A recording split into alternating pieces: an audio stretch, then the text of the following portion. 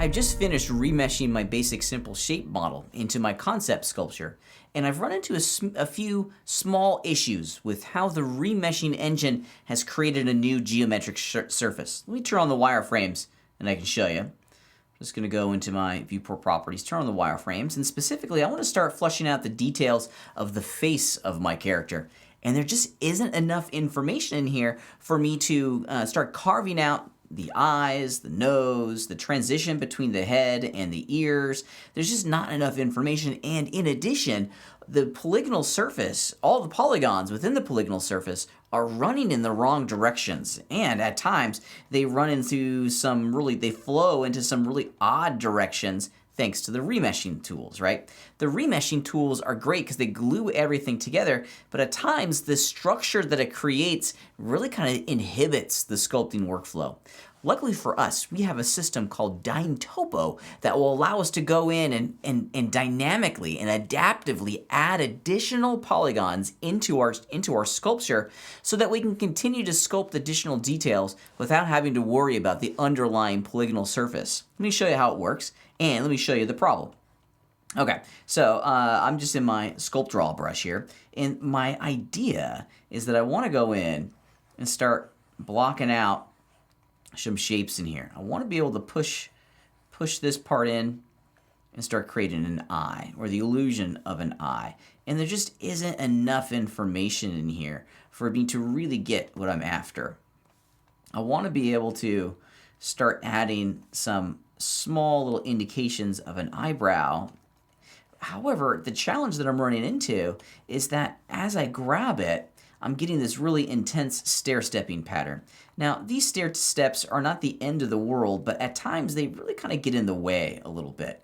I want to be able to go in and start sculpting circular details around the eye. Well, we have a grid pattern for our structure, which is producing these really ugly stair steps. If I was to turn off the wireframe, there we go, you can see that we're not really able to capture the detail or the surface that we're after because of this stair-stepping pattern.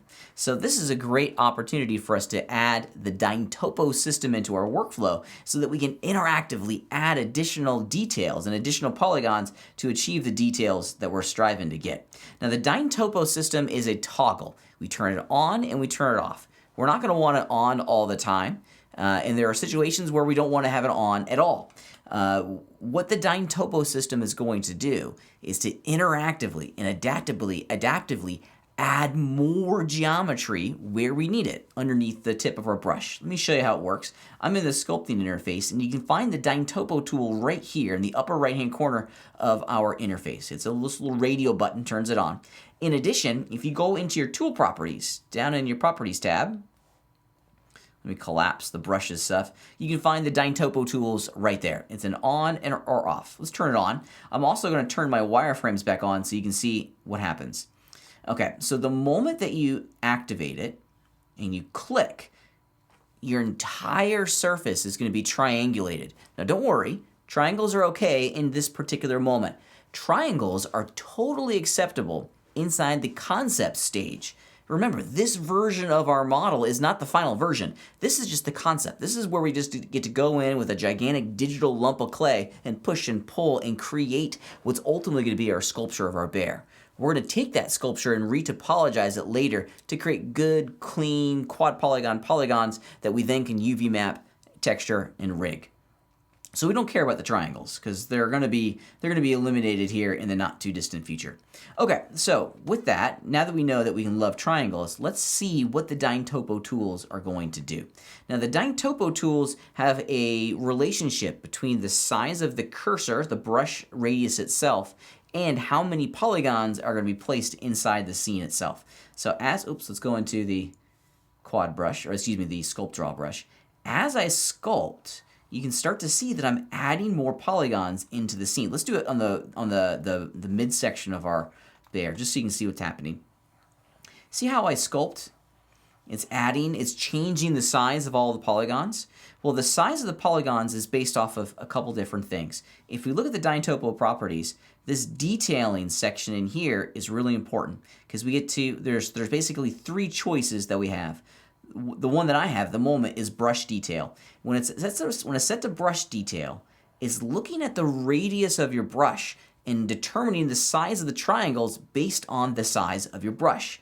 If I hit the F key and make my brush smaller, now look at the size of the triangles. They're much smaller. So the smaller the triangles, the finer the detail. You can see we get really super detailed in there now. Okay, so that's when this detailing menu is set to brush detail. If it's set to relative detail, then it's your distance to the mesh itself. Let me show you. Notice that I'm gonna make my brush a little bigger. Out here, it doesn't have an effect. If I zoom in now, I get small polygons or small triangles. I zoom out, we'll get kind of like medium-sized triangles. I zoom in, we get small triangles. So it's relative to the distance to the actual object itself. I don't use that one too much. I like the brush detail one myself. And then the final one is constant detail. And constant detail, as one might imagine, is just going to flood the entire surface with triangles. I very rarely use this one. This one kind of flattens out all the detail and gets everything back to a uniform shape and scale. Excuse me. Let's go back to brush detail, because now we can go in and start adding some additional geometry in here that will give us just some more information to work with. Now we want to turn it on and we want to turn it off. I'm going to turn it off because I've added a lot of geometry. Let's turn it off. I'm also going to turn my wireframes off. Let's see what we get. Yeah, there we go. Because now with it off, I can go in just with my traditional sculpting tools and continue to do my work. One other thing that I find incredibly helpful when working with the Dyntopo tools, let's turn it on, is I'm going to turn on smooth shading, and that's going to help because now we don't see as many faceted edges anymore. Okay, which is pretty cool. I'm going to smooth this out. We have a lot of geometry in here right now, so we can definitely go in and add a tremendous amount of info. We can start sculpting and pushing this down. We don't really have to worry about the geometry at the moment, which is kind of cool. And then if it gets too kind of choppy like it is here, just zoom in, smooth it out.